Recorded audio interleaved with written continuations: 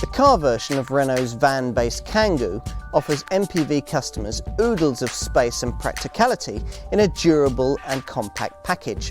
It's perfect for the needs of modern families on a budget who don't mind the van-like looks and prioritise sensible virtues and value above all else.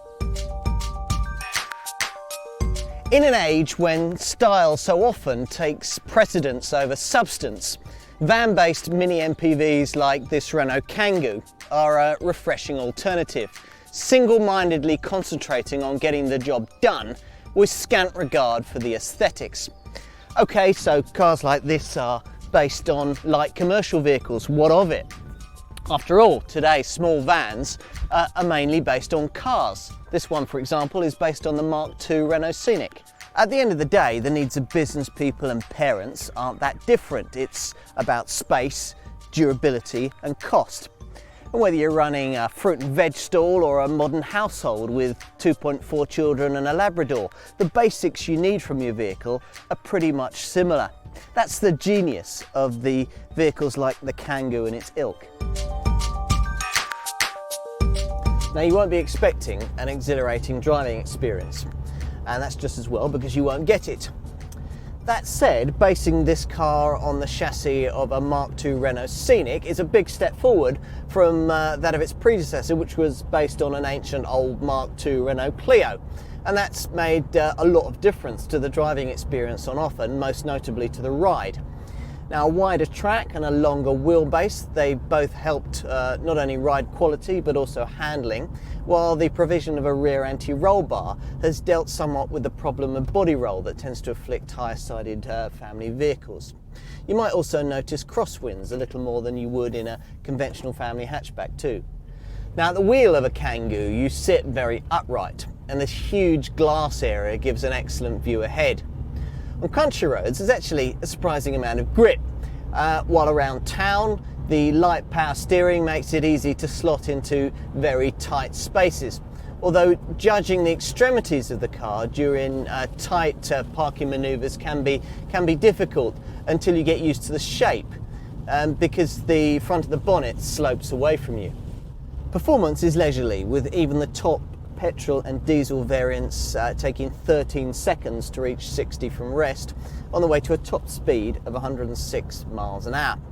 At least with the diesel, you've got the compensation of prodigious torque, lots of pulling power, 240 Newton meters of it to be precise, compared with 185 Newton meters with the equivalent petrol unit. Now, what that means is that you've got lots of overtaking power with the diesel, fewer gear changes, a more leisurely feel. Only the top diesel gets a 6-speed manual gearbox, while only the top petrol model gets the option of automatic transmission. The Super Mini MPVs that retail for around the same money as this car may look more car-like, but they're nothing like as spacious. The Renault's commercial vehicle shape affords masses of room for 3 adults to sit alongside each other on the back seat, while over their shoulders there's a monster of a boot. You can fold the 60/40 split wrist seats forward to create a completely flat loading floor that extends 660 litres in the standard luggage compartment to 2,866 litres if you specify this collapsible front seat. The way this works is quite neat. You just pull up this lever, the seat base slides forward automatically, and you can push it down to create a flat surface for really long items.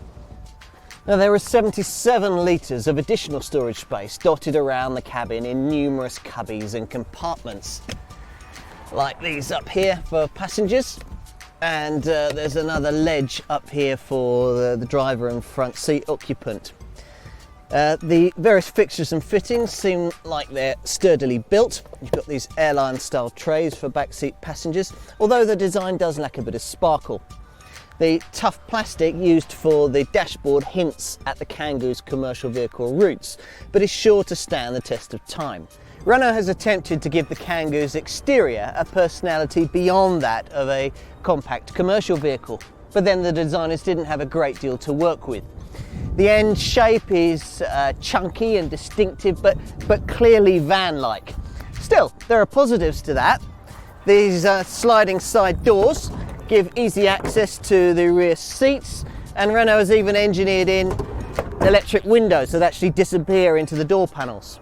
Now, the twin rear doors on the version I've got here do make you feel like a bit of a delivery driver when you're opening them, but they do also avoid you having to have a huge great tailgate that's very heavy to lift.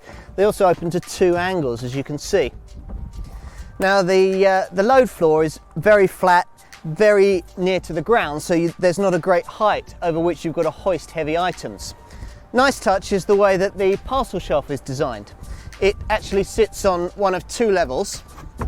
You've either got the top level, as here, or you can slot it in to a bottom level just there. Now, it's been engineered so you can put up to 50 kilograms on it. So yes, the dog can sit there if you need him to. Now, when it's not in use, you can slot it behind the rear seat back so that it doesn't get in the way.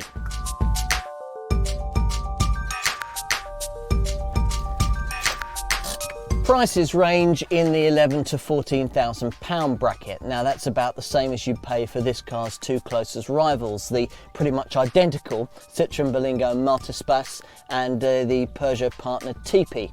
Now, similar in concept but less van-like is Skoda's Roomster, again costing around the same. If you want something that looks a bit more like a car, but still needs something that's a bit more versatile than a standard Super Mini, then Super Mini MPVs like Renault's own Modus or Vauxhall's Meriva might fit the bill for the same kind of money. Standard equipment includes remote central locking, electric windows, a CD stereo with these steering wheel controls, and CU home headlights that stay on for just a little time when you get home at night, so that you can see to find those elusive front door keys when you're fishing around in your bag. Safety stuff, well, that includes twin front and side airbags, ABS with electronic brake force distribution, and Isofix child seat attachments for the 2 outside seats at the back. Given the Kangoo's utilitarian focus, it's no surprise to find that the engines on offer have been chosen for economy, efficiency, and not much beyond that. The petrol range is accounted for by 2 1.6 litre units. There's an 8-valve unit developing 90 brake horsepower and a 16-valve unit with 105 brake horsepower. Now, I've gone here for one of the diesels. They're really the better bet. It's a common rail 1.5 litre DCI unit that you can get in 3 states of tune with either 68, 86 or 106 brake horsepower. It's also worth mentioning that a 3-door version of this Kangoo is available, christened the Bebop. It has less space and doesn't ride in quite such a composed manner, but it looks cute and the price is right. If this is key, then stop at nothing to get yourself behind the wheel of one of the DCI diesel versions. The 68 brake horsepower entry-level version manages 54.3 miles to the gallon on the combined cycle and puts out 138 grams per kilometre of CO2, while even the most powerful oil burner manages 51.4 miles to the gallon on the combined cycle with 146 grams per kilometre of CO2. Now, with the petrol units, it is predictably a different story. The 90 brake horsepower version manages 34.9 miles to the gallon on the combined cycle and puts out 192 grams per kilometre of CO2. You get about the same from the more powerful petrol unit. Still, residual values for the Kangoo should be reasonably strong owing to the prevalent customer demand for this kind of vehicle. In terms of space, durability and low cost, models like this beat conventional compact family hatch-based mini MPVs like Renault's own Scenic or Vauxhall's Zafira hands down. Now, Kangoo buyers get a cavernous interior that even the most determined children should find impossible to pull to bits, and tons of carrying capacity. This is a simple, no-nonsense proposition that gets on with the job of transporting a family without worrying too much about keeping up appearances.